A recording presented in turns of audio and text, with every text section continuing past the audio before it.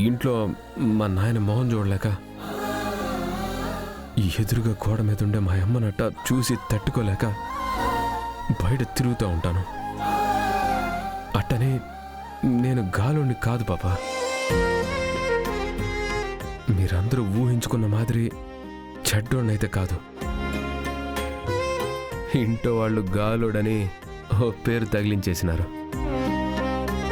నా మనసులో ఏ కష్టం లేదు, ఒకే ఒక కష్టం ఉండదు. మా అమ్మ. చుట్టూ ఎన్ని సంతోషాలున్నా ఆ ఒక్క బాధని మర్చిపోలేకపోతా ఉంటాను. అందుకనే నేను అట్టా ఉంటాను. సారీ పాపా. పాపా, చిన్న మాట. పాపం ఆ కార్తీక్ వాళ్ళమ్మ పెద్దమే. ఆ వయసులో జైల్లో ఎట్టుంటుంది, జైల్లో వాతావరణం ఎట్టుంటుందో నేను చూసినాను పాపా. ఆమె ఉండలేదు పాపా. బెయిల్ ఇప్పించి ఆమెను ఇడిపించే పాపా. ఏంటి తన ప్రాణం తీయాలని చూసిన వాళ్ళ మీద కూడా జాలి చూపిస్తున్నాడు. ఇంత మంచి మనసుని మేమెందుకు అర్థం చేసుకోలేకపోతున్నాం? భిన్న ఏర్పడేది చెయ్యి పాపా. ఆమెని బాధ పెట్టడం నాకు ఇష్టం లేదు, కానీ విడిపించిన మరుక్షణం మళ్ళీ నీ మీద హత్యా ప్రయత్నం చేయదన్న నమ్మకం నాకు లేదు. అందుకే ఇప్పట్లో ఆమెకి బెయిల్ ఇప్పించలేను. సరే పాపా, నీ ఇష్టం. ఆలోచించు, నీకెట్ట అనిపిస్తే అట్నే చేయి.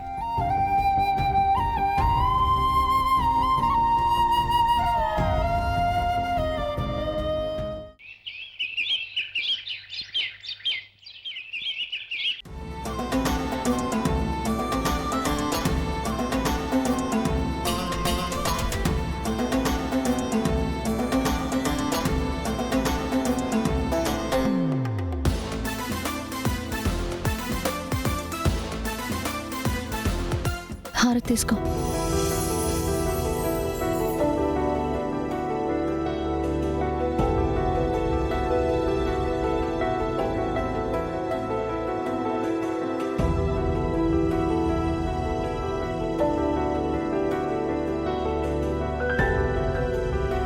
అన్నయ్యని చంపాడన్న విషయం మర్చిపోయి వాడితో ఇంత ప్రేమగా ఎలా ఉండగలుగుతుంది?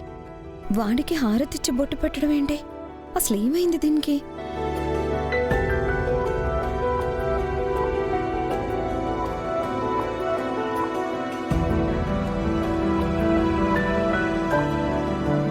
ఏంటి, ఏం చేస్తున్నావో అర్థం అవుతుందా? ఏమైందక్క? పూజ చేశాను, హారతిస్తున్నాను. ఎవరికిస్తున్నావు? వాడికా? అలాంటి వాడికి బొట్టు పెట్టాలని నీకెలా అనిపిస్తుందే? మన అన్నయ్య ప్రాణాలు తీసేసిన వాడు, వాడి మీదేంటే అంత ప్రేమ చూపిస్తున్నావు? అతను చేసింది హత్య కాదు, ఆ రోజు జరిగింది యాక్సిడెంట్. కానీ నిన్న కార్తీక్ వాళ్ళమ్మ ఓ ప్రాణం తీయాలని చూసింది. హత్య చేయాలని చూసిన వాళ్ళని క్షమించి వదిలేయమని చెప్పినప్పుడు యాక్సిడెంట్ చేసిన వాళ్ళని క్షమిస్తే తప్పే ఉంది. అన్నయ్య చావుకి కార్తీక్ చావుకి కారణం అయ్యాడు కాబట్టే ఆవిడ చంపాలని చూసింది. లేదంటే ఆమెవరు, ఇతనెవరు?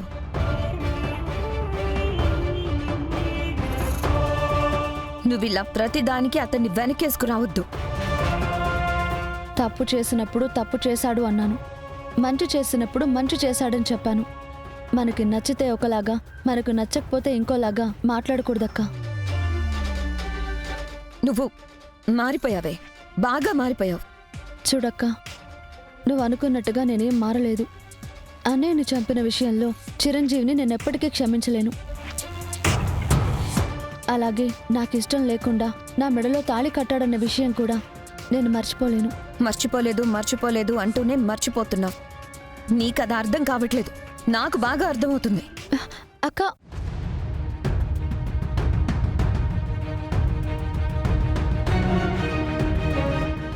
పాపా,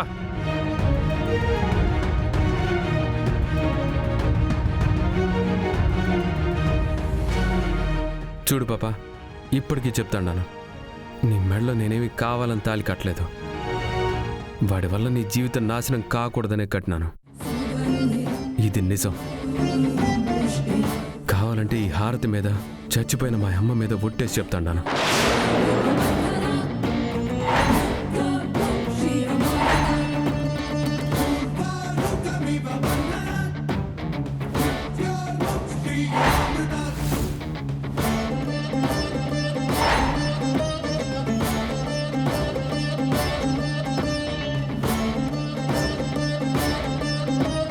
మా అమ్మ మీద ఒట్టేసి ప్రాణం పోయినా అబద్ధం చెప్పను. నీకు ఆ విషయం బాగా తెలుసు.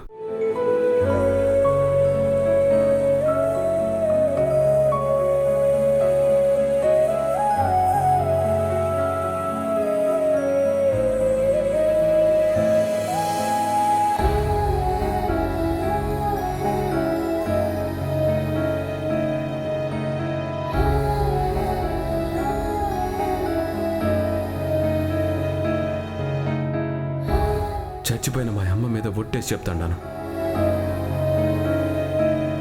మా అమ్మ మీద ఒట్టేసి ప్రాణం పోయినా అబద్ధం చెప్పను. నీకు ఆ విషయం బాగా తెలుసు.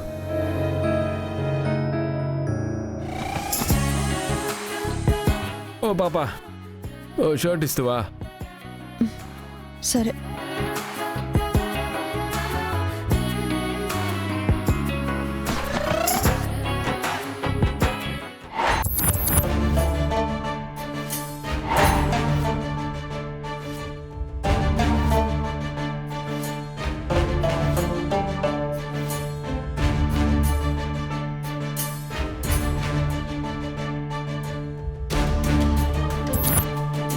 దుర్గా, ఇందులో ఉంగరాలు ఏమై ఉండాయి?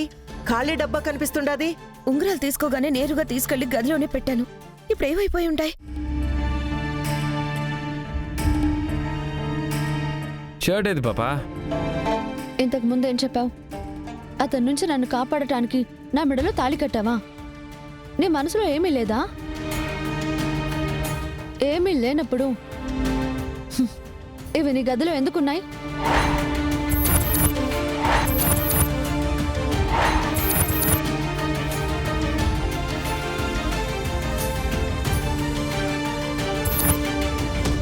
దుర్గా, ఇందులో ఉంగరాలు ఏమై ఉండాయి? ఖాళీ డబ్బా కనిపిస్తుండాది. ఆ, అందులోనే ఉండాలి.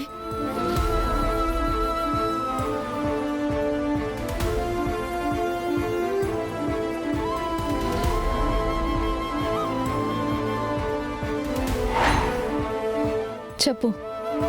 నీ మనసులో ఏమీ లేనప్పుడు నిశ్చితార్థంలో కనిపించకుండా పోయిన ఉంగరాలు ఈ గదిలో ఎలా ఉన్నాయి? ఎందుకు దాచిపెట్టావు?